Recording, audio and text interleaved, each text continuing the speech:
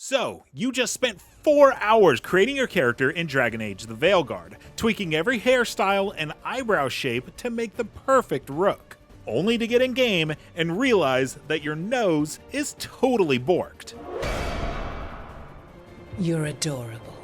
Well, don't worry, Veilguard does in fact allow you to change your character's appearance after you've started the campaign, and it's sooner than you might expect. Here's when and how you can do it, and exactly what you're allowed to change.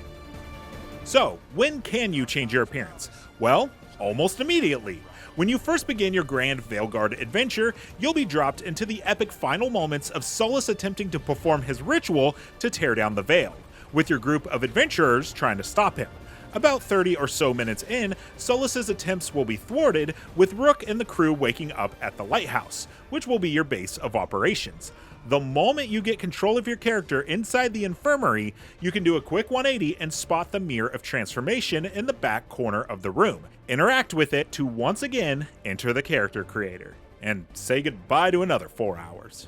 So that's how to do it. Now let's go over what you can actually change here. Luckily, a good amount, though there will be some notable omissions from the first time you created your Rook.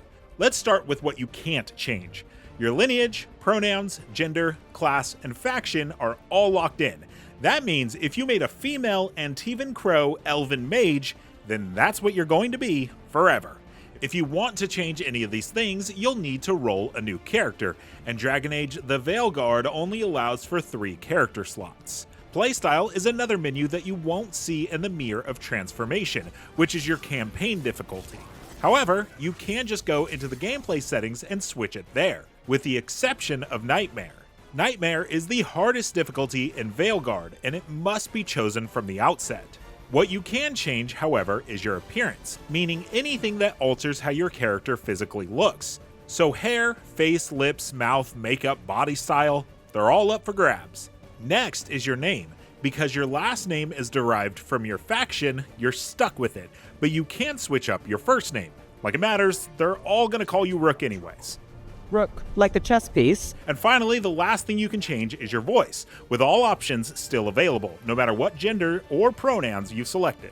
I'm glad you're here. And that's it. You can do this as often as you'd like in the Lighthouse, free of charge.